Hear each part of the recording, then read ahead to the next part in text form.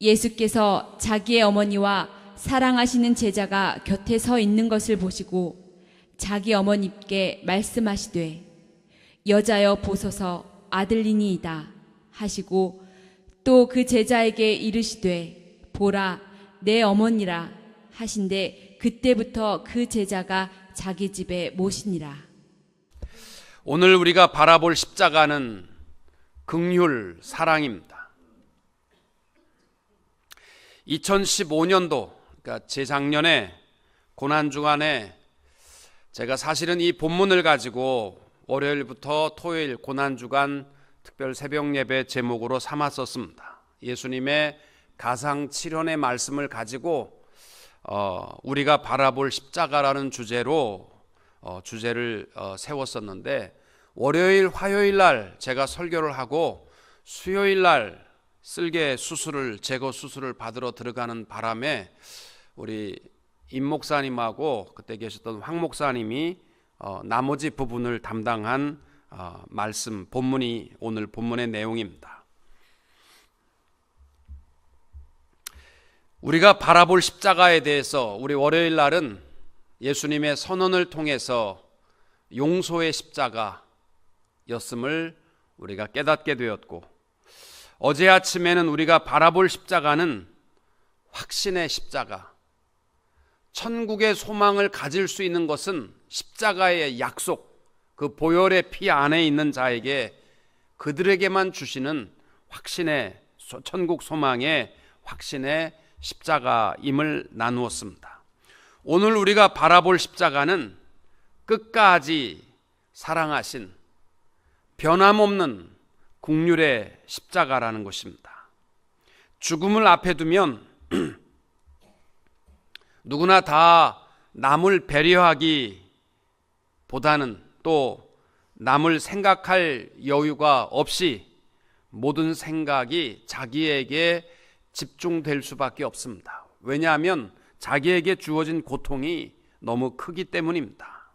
예수님의 십자가가 우리에게 선언해 주시는 것은 본인의 그 고통스럽고 힘든 여건 속에서도 마지막까지 사랑 베푸신 그 사랑의 십자가라는 것입니다. 예수님은 십자가의 질고 가운데에서 숨이 마지막 허덕이는 시간에 자신의 고통을 고백하기보다는 자신을 낳아준 어머니를 생각했습니다. 성경에 보면 육신의 아버지였던 요셉은 예수님께서 12세가 되시는 해에 예루살렘 성전에 홀로 남아 계셨을 때에 등장하고, 그게 누가복음 2장 46절인데, 그리고 성경에 보면은 예수님의 그 육신의 아버지 요셉은 사라집니다. 한편 마리아는 내내 예수님의 공생의 기간 동안에 여러 차례 언급되는 것으로 보아서 아마 홀 어머니 아래서 성장한 것이 아닌가 이렇게 추측합니다. 예수님의 십자가 밑에서 벌어진 오늘의 말씀의 내용을 보면 로마의 군병들이 예수님의 옷을 나누어 가졌고 그 속옷을 나누기 위해서 제비 뽑기를 하고 있었습니다. 대개 이 속옷은 어머니가 아들에게 마련해 주는 것인데, 당시 기록에 의하면 호지 않는 위에서부터 아래까지 통으로 짠 옷이었다. 그리고 그 옷은 예수님께서 집을 떠나실 때에 어머니 마리아가 해준 속옷이었다라고 말합니다. 그 어머니가 해주셨던 옷을 가지고 제비 뽑을 때에 예수님은 그 모습을 통하여 자기 곁에 있는 어머니를 바라보게 되었습니다. 그리고 그 어머니를 제자 요한에게 부탁하는 말씀이 오늘 우리가 봉독한 요한복음 19장 26절 27절에 십자가에서 세 번째 선언하신 말씀이었습니다. 더 이상 이 땅 위에서 어머니를 돌아볼 수 없기 때문에 고통의 입을 여섰습니다. 여자여 보소서 아들입니다.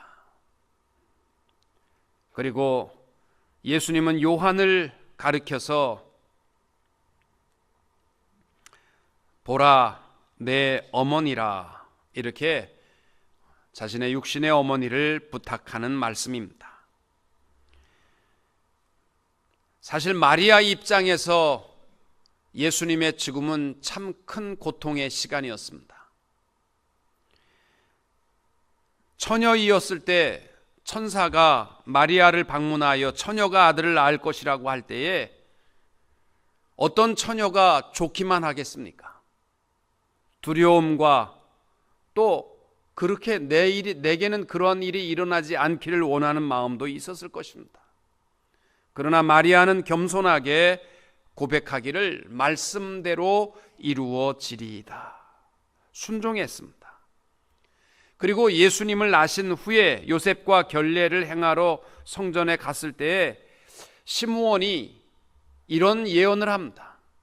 칼이 그녀의 마음을 찌를 것이다. 무시무시한 예언을 마리아에게 했습니다. 칼이 그녀의 마음을 헤집는 고통을 3번 마리아는 경험합니다. 메시아에 대한 헤롯의 두려움으로 베들레헴 근처에 사는 무고한 어린 아이들을 모두 학살할 때입니다. 온 지역이 울음바다가 되고 로마의 군인들이 닥쳐서 사내 아이를 죽이는 도륙의 현장에서 다른 사람들은 왜 이 아이들을 왜 죽이느냐 영문을 모를 때에 애굽으로 피신하는 마리아는 알고 있었습니다. 그의 아들 때문인 것을 알고 있었습니다.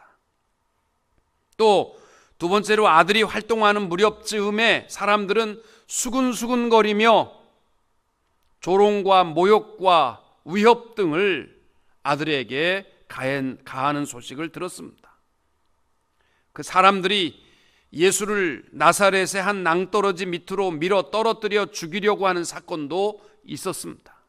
무고한 아들을 향한 불의한 공격들이 또 조롱과 경멸들이 어머니 마리아의 마음을 찢었습니다. 그리고 마지막은 십자가에서 마리아의 마음을 찢었습니다. 군병이 아들의 옆구리를 찔렀을 때 마치 그 칼이 어머니의 마음을 가르는 것 같은 느낌을 받았을 것입니다. 아들이 어려서 다 씻어주고 안아주고 업어주고 했던 그 아들인데 눈에 넣어도 안 아픈 아들의 그 손에 못이 박히고 창이 찔리고 쓰다듬던 그 머리에 가시면류관이 쓰여진 모습을 볼 때에 어머니로서 아무것도 도울 것이 없이 그저 울며 슬퍼할 수밖에 없었습니다. 아도 핑크는 말하기를 한 인간의 출생이 이처럼 큰 기쁨을 준 적도 없고 또 비인간적인 한 죽음 앞에 이처럼 큰 슬픔을 경험해야 했던 적도 없었다라고 평했습니다.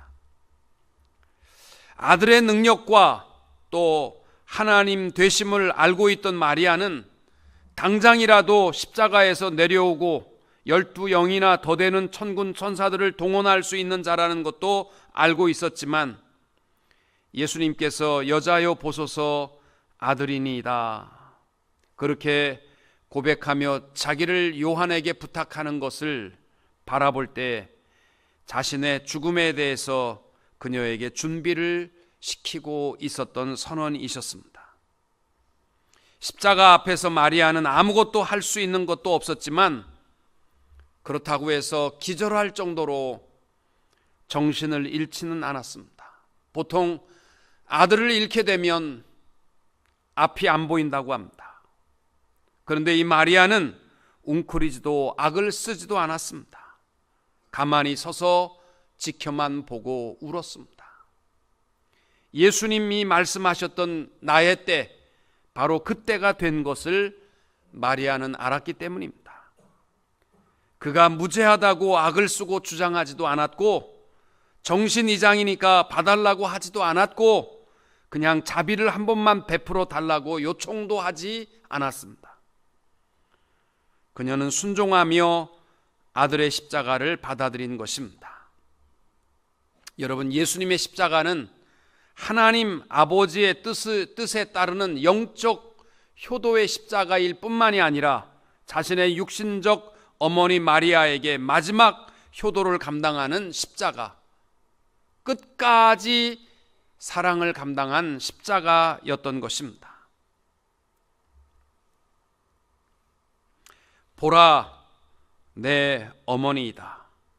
예수님의 이 최후의 책임감, 예수님의 사랑은 자신의 고통스러운 죽음 앞에서도 끝까지 작은 책임까지도 회피하지 아니하신 것을 볼 수 있습니다.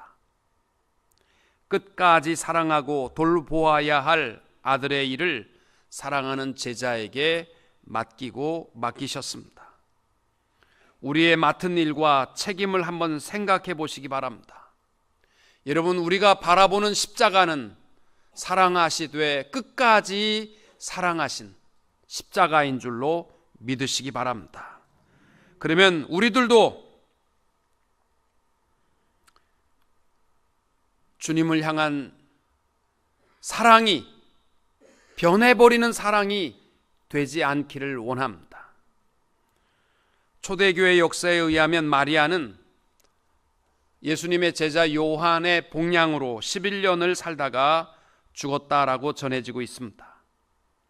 예수님께서 인류의 고통스러운 십자가를 지시는 그 험한 고통과 조롱 속에서도 결코 어머니를 잊지 않고 끝까지 사랑을 하시되 끝까지 사랑하시는 그 십자가의 의미를 우리가 깨닫게 되기를 원합니다.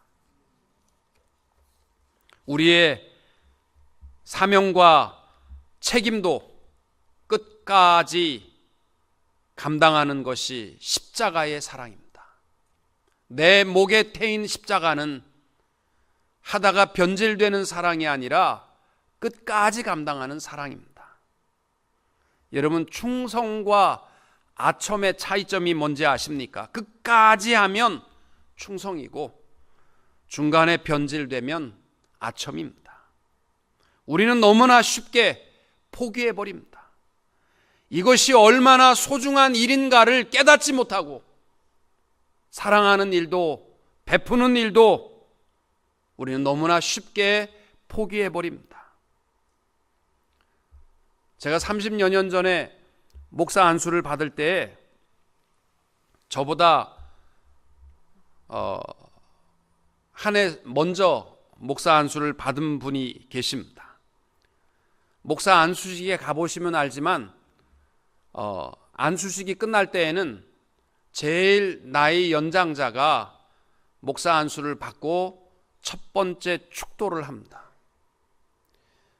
그런데 이분이 제일 나이가 많기 때문에 이제 그 임직 예배에 축도를 맡아서 쓰셨는데 축도가 안 끝나는 겁니다. 성자의 은혜와 성부의 사랑과 성령의 교통이 너희와 항상 함께 있을지어다, 이렇게 맞춰야 되는데요, 이 축도가 3000포로 한번 빠지면요 정리가 안 되게 돼 있어요. 참 그거 어렵습니다.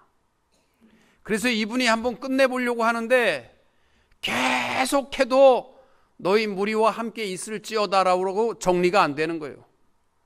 그래서 했다가 또 했다가 또 했다가 말을 한번 정리해 보려고 하다가 안 돼서 예수님의 이름으로 기도합니다. 아멘. 그렇게 하고 마쳤습니다.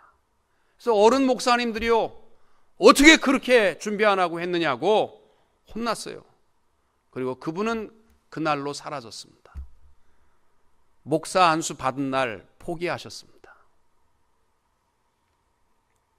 참 똑똑하신 분이고 공부도 많이 하신 분인데 제가 듣기로는 오렌지 카운티에서 부동산 하시는 곳으로 일생을 마치셨다, 이렇게 이야기를 들었습니다. 자동차가 새 차로 출고된 날 사고가 나서 폐차 처리되기도 하지만 정말 좋은 차는 비싼 차가 아니라 끝까지 30마일, 40마일 자기의 수명이 다하는 날까지 감당하는 것이 좋은 차 아니겠습니까? 내 기분대로 하고 싶어서 했다가 하지 않았다가 그러한 것이 십자가 안에서는 용납될 수 없는 모습입니다. 성직이라는 것은 해도 되고 안 해도 되는 것이 아니라 십자가의 사명입니다. 그래서 목사가 될 때에 신학교에 실력도 중요하지만 인격도 중요하지만 다 중요하지만 계속 신학교에 입학할 때에 확인하는 것이 뭐냐면 끝까지 하겠느냐라는 소명입니다. 정말 소명을 가지고 목사가 되려고 하느냐, 다른 일 다 하다가 할 게 없어서 목사하려고 왔느냐. 왜? 목회자의 길이 너무나 험난한 고난의 길이기 때문에 계속해서 확인하는 것은 소명입니다. 제가 지난주에 우리 6월 달에 있게 될 우리 장로 임직을 받을 두 분을 교육시키면서 부탁한 것이 그겁니다. 제일 충성스러운 장로님은 끝까지 감당하는 장로님입니다. 하다가 그만두지 마십시오. 예수님은 죽음 앞에서도 마지막까지 작은 사랑도 잊지 아니하심을 선언하는 것이 오늘 본문의 사랑의 선언이셨습니다. 요한복음 13장 1절 말씀에 보시면 이렇게 되어 있습니다. 유월절 전에 예수께서 자기가 세상을 떠나 아버지께로 돌아가실 때가 이른 줄 아시고 세상에 있는 자기 사람들을 사랑하시되 끝까지 사랑하시니라. 예수님은 자기가 세상을 떠날 때가 된 줄 아시고 세상에 있는 자기 사람들을 사랑하시되 끝까지 사랑하시니라. 그것이 그대로 실천되는 모습이 오늘 본문에 나와 있는 예수님의 고통 속에서도 자기의 고통보다는 어머니를 향한 끝까지 사랑을 선언하신 것입니다. 여러분, 이스라엘 지방은 사막지대이기에 샌들 같은 신을 신고 다니기 때문에 조금만 밖에 나갔다 와도 금방 발이 더러워집니다. 그래서 어느 집이든지 들어가게 되면 집 앞에 물 항아리가 있고 하인들 중에서도 제일 낮은 하인이 그 발을 씻어 주었습니다. 하인이 없으면 주로 식탁을 대하기 전에 그 집에 들어가기 전에 서로 발을 씻어줬습니다. 아내는 남편을, 또 친구끼리 서로 발을 씻어 주었습니다. 문제는 조금이라도 낮은 사람이 먼저 무릎을 꿇고 발을 씻어 주는 것이 그 원칙이었습니다. 그런데 제자들은 시기와 질투심 때문에 식탁에 앉을 때까지 서로 발을 안 씻어 준 겁니다. 왜? 조금이라도 낮은 사람이 먼저 발을 씻어야 되기 때문입니다.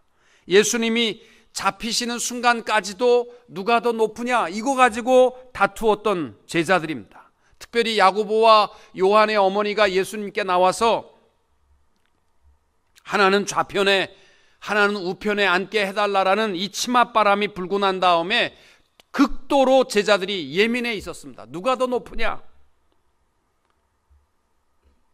서로 버티고 있는 시간에 예수님께서 대야에 물을 담아다가 제자들의 발을 씻어 주셨습니다. 제자들과의 마지막 시간에 베풀어 주신 이 세족식의 주제는 끝까지 사랑하신다.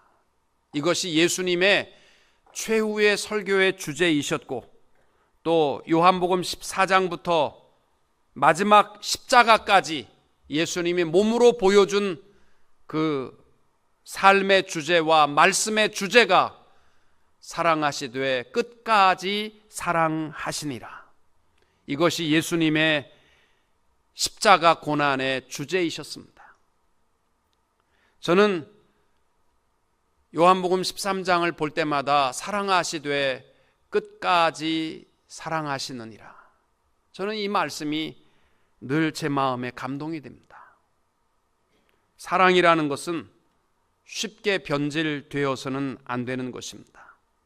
예수님의 사랑은 죽기까지, 죽음까지라도 주님은 사랑을 실천하셨습니다. 예수님의 사랑은 오히려 처음보다 나중이 더 진국이 되는 사랑이셨습니다. 요한복음에 보시면은 1장부터 12장까지 예수님의 생애 속에 표현된 사랑이라는 단어가 12번 나옵니다. 그런데 13장 제자들의 발을 씻어주시면서 예수님의 공생의 그 마지막 한 주간, 이 고난주간 17장까지 예수님께서 마지막 제자들에게 유언과도 같이 남기는 말씀 속에 사랑이라는 단어가 31번 등장하고 있습니다. 예수님께서는 죽음에 가까울수록 이 땅 위에 오신 목적과 이제 십자가를 지셔야 하는 모든 생애의 목적, 제자들에게 무엇을 남기고 싶은가를 너무도 선명하게 보여주셨는데, 그것은 그냥 사랑이 아니고 끝까지 사랑하시니라. 여러분, 우리들도 이 고난주간에 우리의 사랑은 하다가 말다가 그러한 사랑이 되지 말고 끝까지 사랑하니라. 이 우리의 사랑이 될 수 있기를 원합니다. 여러분, 사랑한다의 반대말에 대해서 우리 교회 옛날에 오신 어떤 부흥의 목사님이 그런 얘기했어요. 사랑한다의 반대말이 미워한다는 말은 아니라는 거예요. 사랑한다의 반대말은 사랑했었다. 사랑했었다. 그 말은요, 이 세상의 가장 비참한 단어랍니다. 옛날에는 껍데기를 사랑했는데 지금은 아니라는 거죠. 사랑했었다. 오늘 고난주간 십자가를 바라보며 우리도 마지막 우리의 죽음의 순간까지라도 우리의 사명도, 우리의 사랑도 끝까지 사랑하는 우리의 마음들이 될 수 있도록 결단할 수 있게 되시기를 축복합니다. 여러분, 우리가 자녀를 사랑하는 것도 변덕스러운 사랑이 제일 아이들을 병들게 한다고 합니다. 사랑할 때에는 뭐 아낌없이 심장이라도 빼어줄 듯 하다가 한번 휙 돌아서면 쥐잡을 듯이 자식을 몰아세울 때에 자녀들은 헷갈린다는 거예요. 한국에서도 이 대학 입시 처리되면 자살하는 아이들이 그렇게 많아요. 왜 그렇게 죽느냐면 엄마 아버지가 자기를 이제까지 어떻게 사랑했는데 대학 입학을 앞에 둔 다음에는 다 악마처럼 뭐 한 번도 숨도 못 쉬게 하고 공부해라. 그렇게 하면 되느냐. 공부해라. 계속 엄마 아버지가 그렇게 잔인할 수 없다는 거예요. 그 어머니의 사랑, 아버지의 사랑의 그 변질된 모습을 볼 때에 이런 세상 내가 살면 뭐하냐. 공부하는 자체가 힘든 게 아니라 부모님이 가장 큰 이 인생을 포기하고 싶을 만큼 원인이 부모의 그 변질된 사랑의 모습, 물론 부모가 자녀를 사랑 안 하는 것 아닌데 아이들은 그렇게 이해하지 못하는 거죠. 아동학자들도 그런 얘기를 해요. 부모들에게 심하게 꾸지람을 듣고 나면 아이들이 며칠 지나면 열이 펄펄 나고 아예 드러눕고 아프다라는 것이에요. 아이들이 그렇게 꾸중을 듣고 나서 내가 정말 잘못했다 이렇게 깨닫는 아이들은 별로 없고, 어머니의 그 사랑스러운 눈, 아버지의 그 넘치는 사랑의 눈이 변해서 무섭게 변화되면 아이들은 견딜 수 없는 고통을 갖게 된다는 것입니다. 그래서 병들어 누울 수밖에 없다는 거예요. 자녀들이 자꾸 왜 내 자녀는 자꾸 아플까 이런 생각이 드시면요, 내 눈동자가 항상 그윽한 눈동자였나, 아니면 이 눈동자가 사랑의 눈동자였다가 어느 날은 확 분노의 악마의 눈동자로 바뀌면 애들이요 갈피를 못 잡는 겁니다. 오늘 우리 십자가를 바라보시면서 사랑하시되 끝까지 사랑하시니라. 이 십자가를 볼 수 있게 되기를 바랍니다. 하나님께서도 십자가를 통해서 우리에게 선언해 주신 것은 우리를 사랑하시되 자기 아들을 아끼지 아니하시고 내어 주신 그분, 아들이 십자가에서 처절하게 고통을 당하는, 그리고 죽음에 이르는 그 시간까지라도 아낌없이 우리를 끝까지 사랑해 주신 하나님 아버지의 선언이 십자가고, 예수님도 십자가에서 우리에게 마지막 선언해 주신 말씀이 끝까지 사랑에 대한 선언이셨습니다. 서모나 교회의 교부 감독이었던 폴리갑이라는 감독이 계셨습니다. 우리 연초에 소아시아 7교회의 말씀을 나누면서 서모나 교회가 부요하지도 않지만 참 끝까지 충성을 다했던, 그리고 선교하고 사랑을 나누었던 실상은 참 부요한 교회가 서모나 교회였습니다. 그 교회는 폴리갑과 같은 아주 유명한 감독이 있었습니다. 바로 왕이 폴리갑을 자기 마차 옆에 태웠답니다. 그리고 그를 태우고 시내를 한 바퀴 돌면서, 오늘날로 말하자면 이제 리무진, 정말 좋은 왕이 타는, 대통령이 타는 그 차를 옆에 태우고 한마디만 해라. 가이사는 위대한 신이다. 다른 사람한테 얘기 안 해도 좋다. 나한테만 요 한마디만 하면 된다. 그래도 폴리갑은 아무런 대답도 하지 않았습니다. 하도 한마디만 해다오. 그래서 폴리갑이 한 말은, 나는 그렇게 할 수 없습니다. 그래서 마차에서 폴리갑을 밀어 떨어뜨렸습니다. 그래서 허벅지 뼈가 부러졌답니다. 그때 나이가 폴리갑이 86살입니다. 동물로 위협을 해도 굴하지 않고 화용으로 위협해도 굽히지 않았습니다. 폴리갑이 한 말은, 86년간 하나님은 한 번도 나를 부당하게 대하지 않고 변함없이 사랑하신 분인데 내가 어찌 그분을 배신할 수 있겠습니까?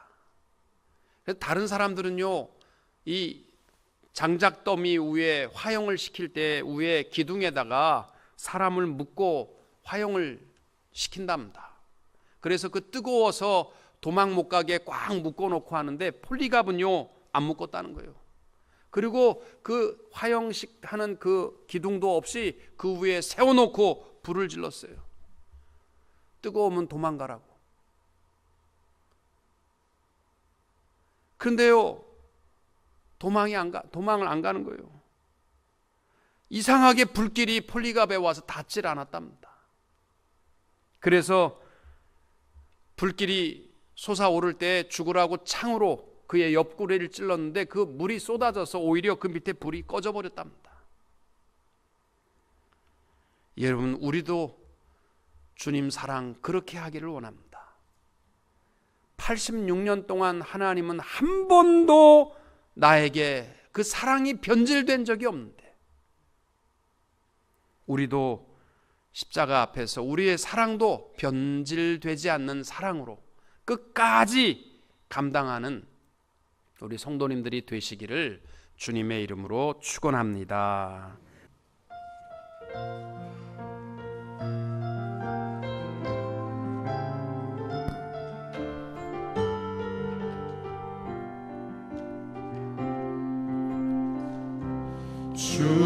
주보혈 날 정결케 하고 주보혈 날 자유케 하니 주 앞에 나 예배하는 이 시간 나의 모든 것을 주께 드리네. 주의 손 날 위에 지키셨고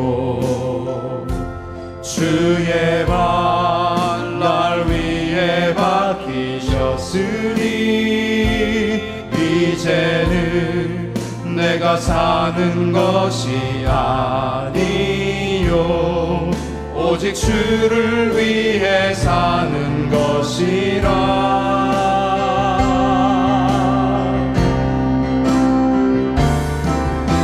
주의 손에 나의 손을 포개고 또 주의 발에 나의 발을 포개요. 나 주와 함께 죽고 또 주와 함께 살리라. 영원토록 주 위에 살리라. 주의 손에 나의 손을 포개고 또 주의 발에 나의 발을 포개요. 나 주와 함께 죽고 또 주와 함께 살리라. 영원토록 주 위에 다시 한번 고백합니다. 주의 손에 나의 손을 포개고 주의 손에 나의 손을 포개고 또 주의 발에 나의 발을 포개요. 나 주와 함께 죽고 또 주와 함께 살리라. 영원토록 주 위에 살리라. 주의 손에 나의 손을 포개고 또 주의 발에 나의 발을 포개요. 나 주와 함께 죽고 또 주와 함께 살리라. 영원토록 주 위에 살리라.